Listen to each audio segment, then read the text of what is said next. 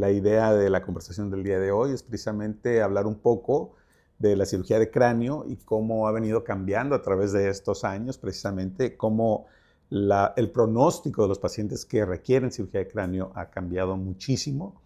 Ya no es lo que era antes híjole, necesitas una cirugía de cráneo, seguro vas a quedar con un problema. Hoy en día no es así.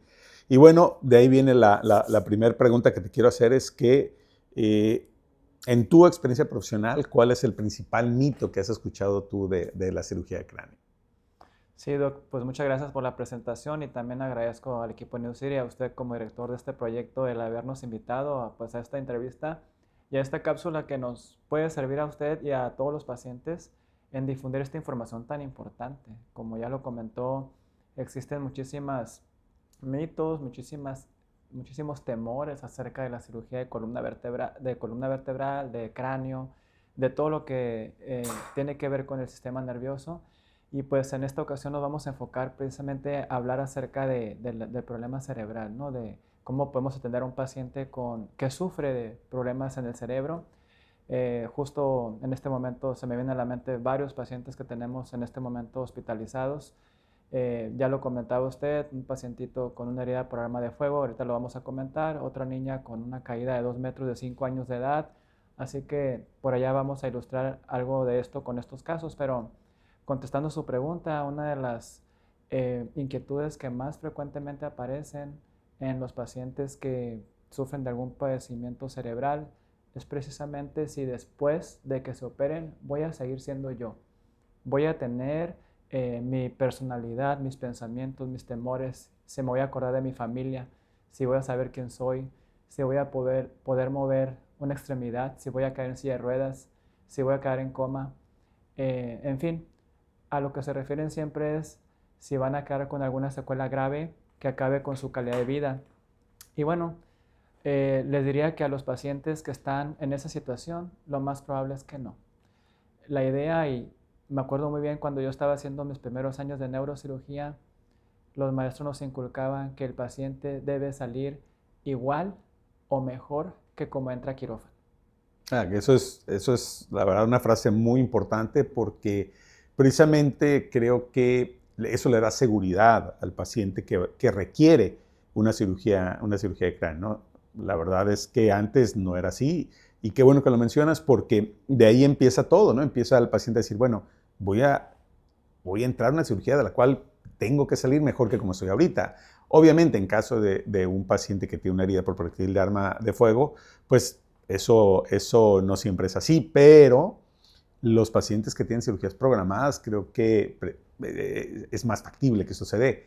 Ahora, ¿cuáles son precisamente estos factores que pueden tener los pacientes, llámese clínicos, funcionales, etcétera, que determinan que un paciente puede ser candidato a una cirugía de cráneo? Claro, como ya lo comentó usted, antes era mucho más difícil planear una cirugía con precisión.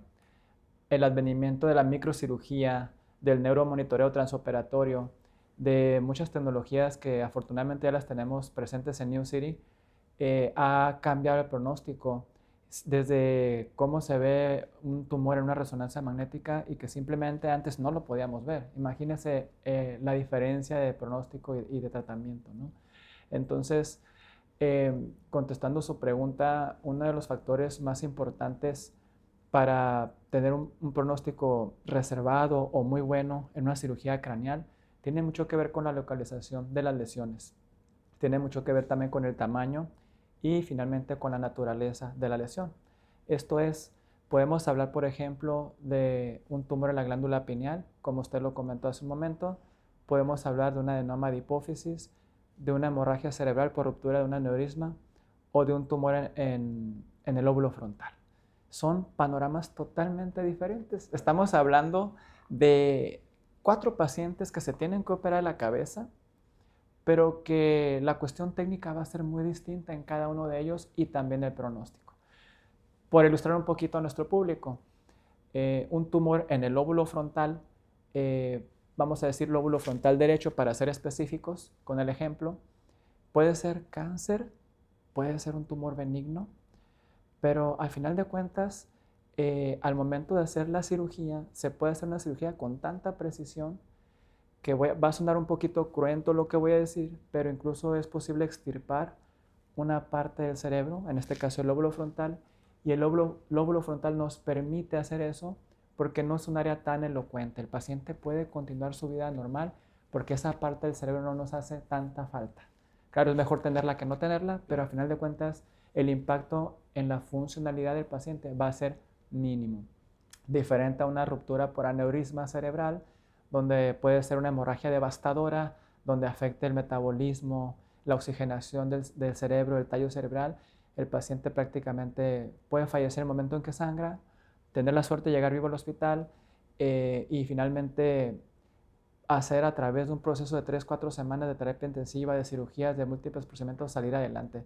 Realmente es muy variable el, el pronóstico de un paciente, pero en general, cuando hay una causa quirúrgica, y llámese causa quirúrgica cuando hay una compresión del tejido nervioso, hay que resolver primero la compresión y después ver para qué le alcanza la salud al paciente. Pero en general, con todas las tecnologías y los abordajes que tenemos actualmente, al paciente le va bastante bien, a pesar de que sea un escenario catastrófico, un escenario muy, muy difícil como el que les acabo de decir. Realmente, para resumir, para no enredar tanto a nuestro público y no enredarlo pues a la familia, al paciente, hay que individualizar cada caso. Hay que ser muy precisos con el tratamiento que cada persona necesita, pero el panorama general es muy alentador. Claro, y bueno, vamos con el ejemplo de hace un momento. Tenemos al paciente, un hombre que tenemos hospitalizado actualmente de 35 años de edad, sufre una herida por proyectil de arma de fuego en la cabeza, está herido. Cualquier herida, pues un balazo en la cabeza te va a matar. Perdónenme por usar estas palabras, pero suena fuerte. Y resulta que el paciente lo operamos de urgencia, hicimos lo que teníamos que hacer. Claro, ha llevado un proceso, todavía está en él, pero está interactuando con su familia, mueve los dos brazos, mueve las piernas, ya quiere que lo saquemos de la terapia intensiva para estar más cómodo con su familia.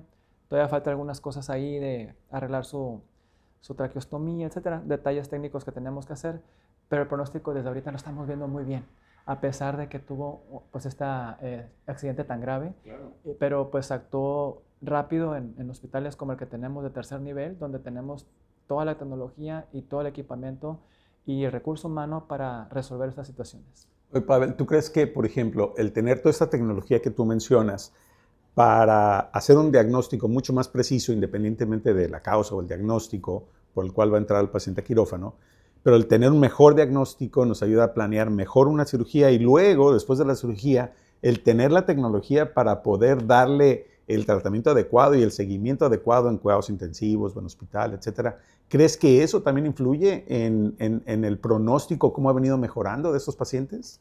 Totalmente, doctor. De hecho, uno como especialista en cirugía neurológica busca un lugar en donde podamos llegar con el paciente, en este caso fue una urgencia, y que podamos tener la tecnología a la mano y una tecnología avanzada, no solamente tener una resonancia por tenerla.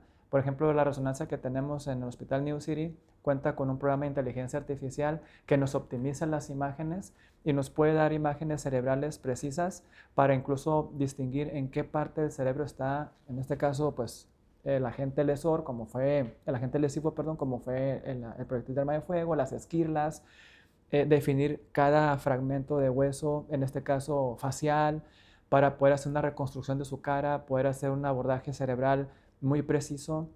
Las imágenes se obtienen en 15-20 minutos, cosa que antes tardaban una hora.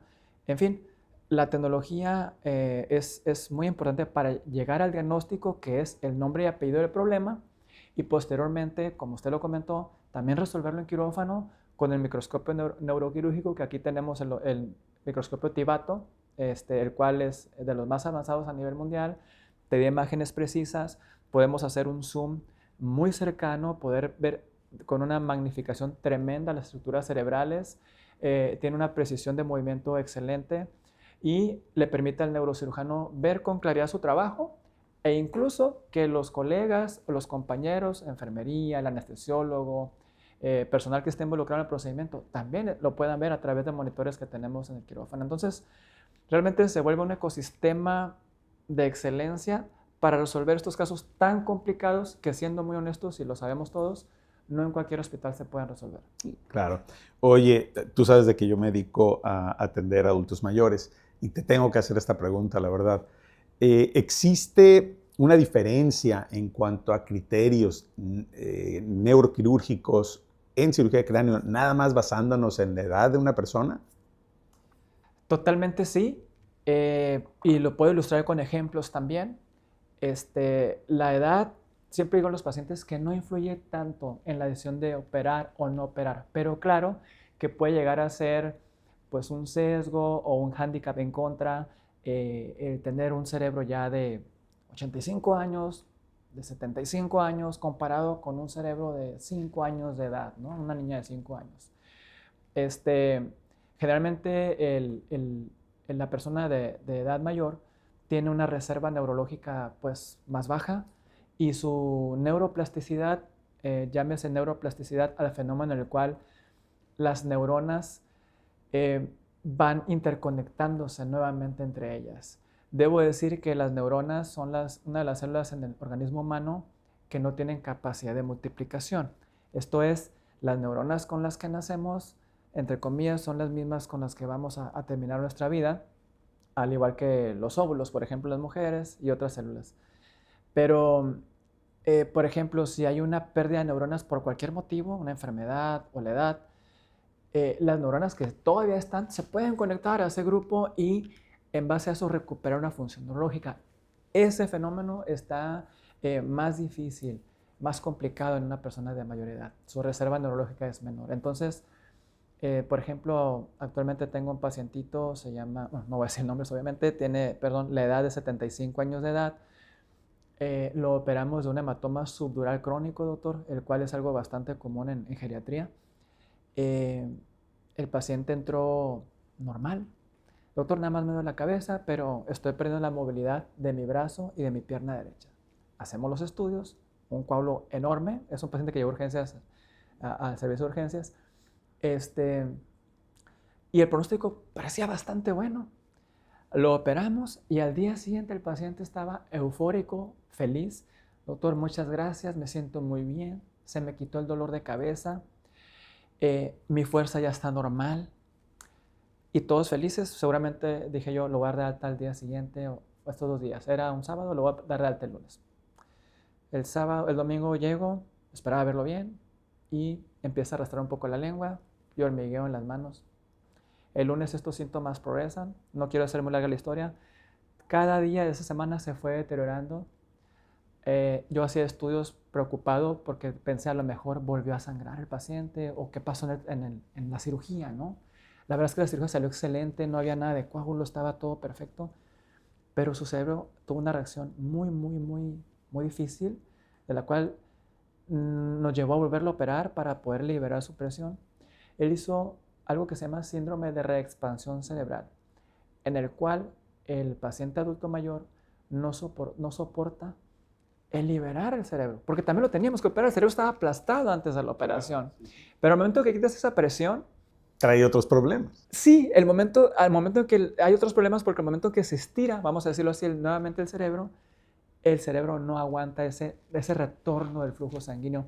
Y ahí sí no hay nada que podamos hacer. Y claro, eso es más marcado en un paciente anciano. Afortunadamente, es un fenómeno poco frecuente, pero que cuando se presenta, suele ser muy ominoso, ¿no? Suele ser muy dañino para el paciente.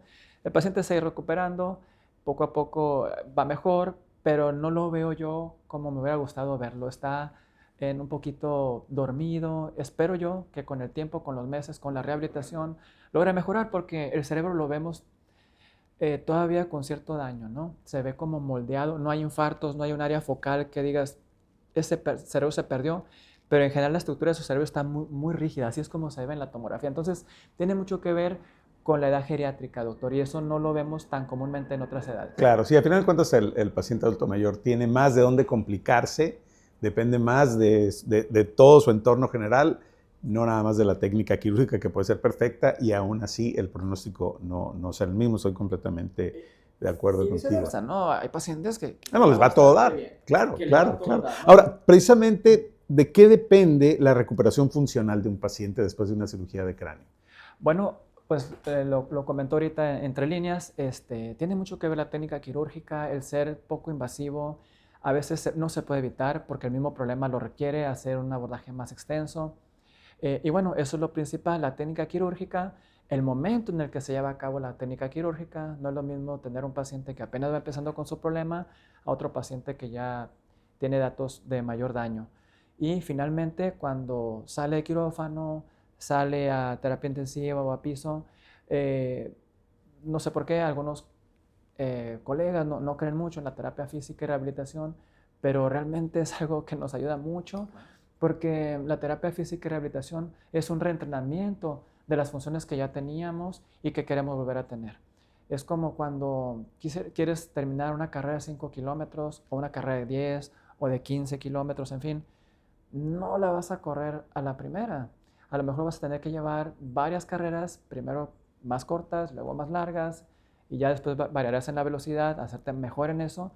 Lo mismo sucede con las funciones neurológicas, en mover los brazos, mover las piernas. Entonces, depende mucho, doctor, iniciar con terapia física temprana. No hay que descuidar eso. Yo soy un ferviente creyente en la terapia física y no es una cuestión de creencias aquí, es algo de ciencia. De evidencia. Se ha demostrado que los pacientes con una terapia física bien llevada a cabo, un programa adecuado, preciso y a tiempo ayuda a recuperar a los pacientes en óptimas condiciones. Oye, Pavel, ha estado buenísima la plática, la verdad. Hemos aprendido mucho y espero que a la gente le hayamos pasado mucha información. Por último, ¿qué le dirías a un paciente o a un familiar que requiere una cirugía de cráneo y que tiene un poquito de dudas o tiene miedo de exponerse a esto?